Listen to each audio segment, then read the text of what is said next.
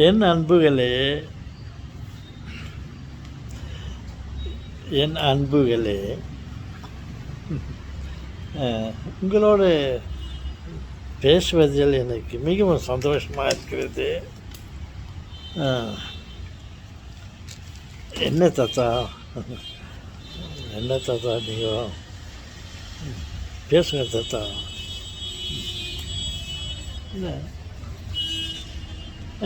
நான் போர்டிங்கில் இருக்கும்போது சில எத்தனையோ சம்பவங்கள் நடந்தது. அதில்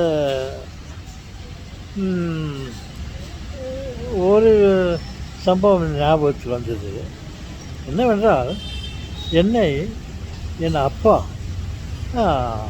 போர்டிங்கில் அட்மிட் பண்ணிவிட்டு என்னை சேர்த்துட்டு அவர் வீட்டுக்கு திரும்பி வந்தார்.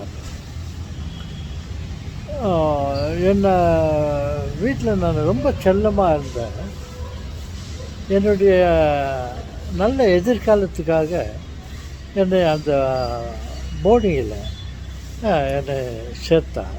அது ஒரு கிறிஸ்தவ boarding, Salesians house, Saint Dominic Savio orphanage.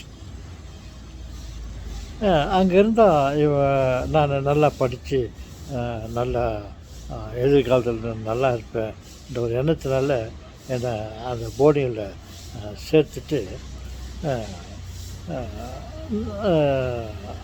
அடுத்த நாள் அவர் வீட்டுக்கு திரும்பி வர திட்டமிட்டு இருந்தார்.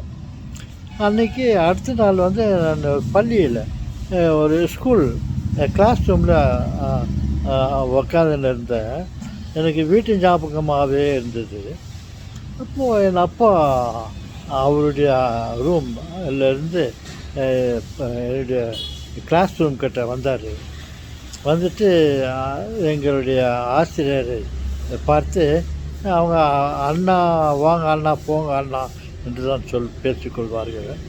அவர் அண்ணா, நான் வீட்டுக்கு போகிறேன், பையனை கொஞ்சம் பத்திரமா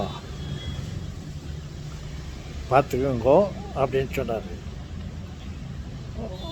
ஒன்றும் கவலைப்படாத சிந்துராஜ், நான் ரொம்ப கேர் எடுத்து நான் பார்த்துக்கிறேன் அப்படின்னு சொன்னார். சொல்லிவிட்டு நான் வரேன்னு சொல்லிட்டு அவர் எனக்கு, ராஜா நான் போயிட்டு வரேன் சொன்னார். நான் அந்த பள்ளிக்கூடத்துலேருந்து எகிரி வெளியே ஓடியான்ட்டேன். வந்துட்டு நான் வீட்டுக்கு வரேன், என்னை விட்டுட்டு போகாது அப்படின்ட்டு நான் அழுதேன். அவரை கட்டுப்படுத்தி கொண்டு துக்கத்தை மறைத்து கொண்டு நான் இரு ராஜா, நான் போயிட்டு திருப்பம் அடுத்த வாரம் கொண்டு பார்க்குறேன் அப்படின்னு சொன்னார். நான் இல்லை, நான் வரேன், நான் வீட்டுக்கு வரேன்னு சொல்லிட்டு எகிரி போயிட்டேன். அப்போது இந்த ஆசிரியர் என்னை கையை பிடிச்சி என்னை கையை பிடிச்சிக்கினார். நான் இல்லை, நான் போகிறேன்னு சொல்லிவிட்டு அவர் கையை தள்ளிட்டு நான் எங்கள் அப்பா கூட நான் வெளியே வரத்துக்கு பார்த்தேன். அப்புறம் அந்த வாத்தியார் என்ன பண்ணார், என்ன ஒரே அரசல், ஒரே அடி, மூஞ்சி மேலே ஒரே அடி அடித்தார். சும்மா மேலுக்கு மெதுவாக இல்லை, கோபத்தில் ஒரே அடி ஜோராக அடிச்சிட்டாரு.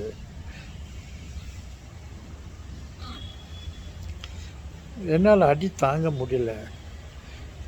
அதே சமயத்தில் அவர் என்னை அடித்த உடனே எனக்கு நான் அந்த வீட்டுக்கு போன ஒரு எண்ணம் இருந்துச்சு. அது எல்லாம் அப்படியே மறைஞ்சி போச்சு. எனக்கு நான் ரொம்ப தெளிவாக ஆயிட்டேன், ரொம்ப அது ஃப்ரீயாக ஆகிட்டேன். சரி சொல்லிட்டு அவர் என்னை அடித்த உடனே நான் சைலண்ட் ஆகிட்டு எங்கள் அப்பாவை பார்த்து, சரிப்பா போயிட்டு வாங்குவோம், போயிட்டு வாங்கன்னு சொல்லிட்டு சந்தோஷமாக சொன்னேன். இந்த ஆசிரியர் என் முகத்தில் அடித்த அடி, அவர் என்னை அடித்ததுக்கு எங்கள் அப்பா கண்ணில் தண்ணி வந்துடுச்சு. என் ராஜா சொல்லிட்டு என்னை திரும்ப பார்க்காம போயிட்டாரு. அந்த ஞாபகம் எனக்கு இப்போ வந்தது.